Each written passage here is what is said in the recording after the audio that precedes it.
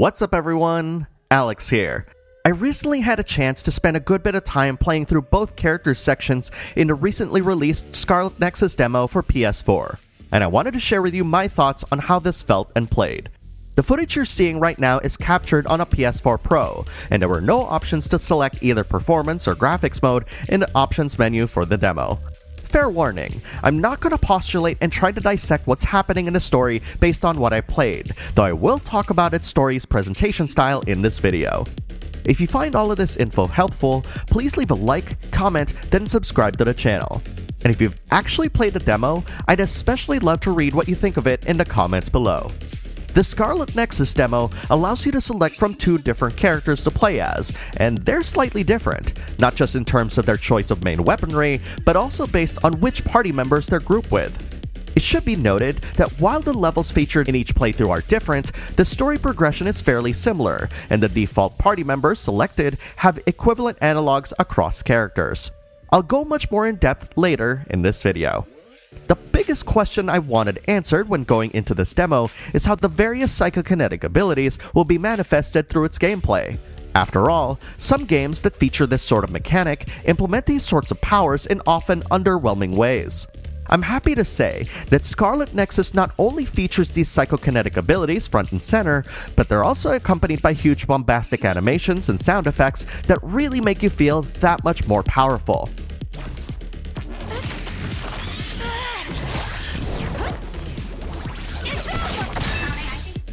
To break down its controls, you have your requisite light and heavy attacks, though your heavy attacks will help fill up your psychokinesis gauge faster, allowing you to use your abilities more often. You can tap into your psychokinesis skills by holding down the R2 button, and it takes a bit of time to actually grab and throw objects. That said, you can incorporate this attack as part of your combos or as openers. R2 indicators appear in portions of the screen close to combat, so you'll always know whether you're around objects you can throw or if you've got enough psychokinesis gauge to spend for said action. I want to be clear by saying that this R2 action encompasses both grabbing objects and throwing them, meaning you can't just hold objects in perpetuity. So if you're in a spot where enemies can interrupt your attack, it's advisable to get into a safer spot to allow the entire attack to play out. That said, executing the R2 action does have your character jump away from your target before initiating the attack. Later in the demo, you'll also be able to hold down the L2 button for special attacks. These cost a bit more to utilize and require some QTE inputs that follow in order to properly execute the attack. The way these QTEs are utilized really heightens the feeling and intensity of your psychic attacks. You'll also have access to a dash/evade ability by pressing the circle button, and well-timed dodges are rewarded when temporary invulnerability. Attacking an enemy will automatically lock onto said target, though the camera is free to rotate while in this mode. In order to select between targets, you'll need to hold down the R1 button and move the right analog stick left or right, which is a bit different than most other games. Thankfully, you can change this behavior so that tapping left or right on the right analog stick would change enemy targets instead. From time to time, you can also activate lethal executions by walking up to an enemy with an L2 prompt and pressing the corresponding button.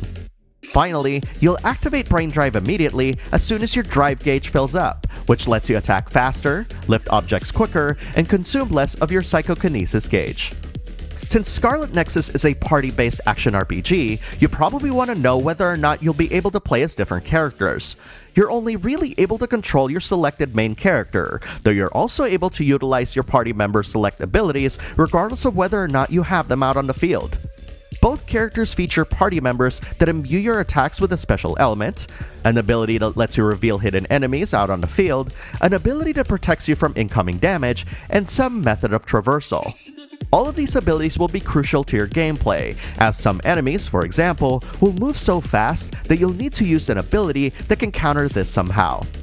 Aside from that, party members will sometimes prompt you to press triangle and circle together, which will then have you swap places with them temporarily in order to unleash a powerful blow at your target.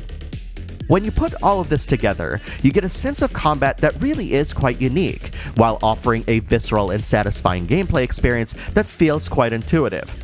Tying your psychokinetic gauge recovery to that of your physical attacks is an interesting way to balance out being able to activate your character's abilities, and this makes for a gameplay loop that's very satisfying to try and be really good at. With regards to its story presentation, much of Scarlet Nexus cutscenes are presented in a minimalist style that features still renderings of characters posing against a backdrop. This will often feature talking heads that represent the speaker or speakers in question, and I find this presentation style quite intriguing.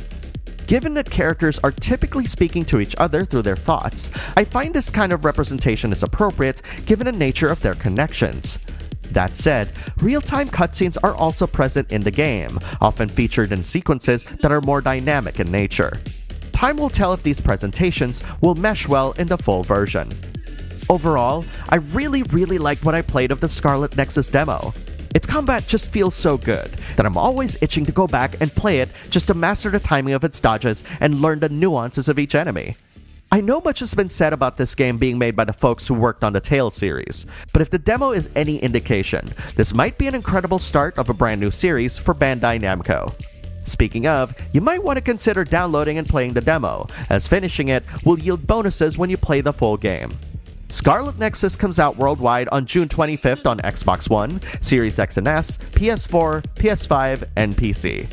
Now, tell me what you think. Post your thoughts in the comments below, especially if you played the demo. And if you enjoyed this video, please leave a like, comment, then subscribe to the channel. Thanks for watching, and see you online.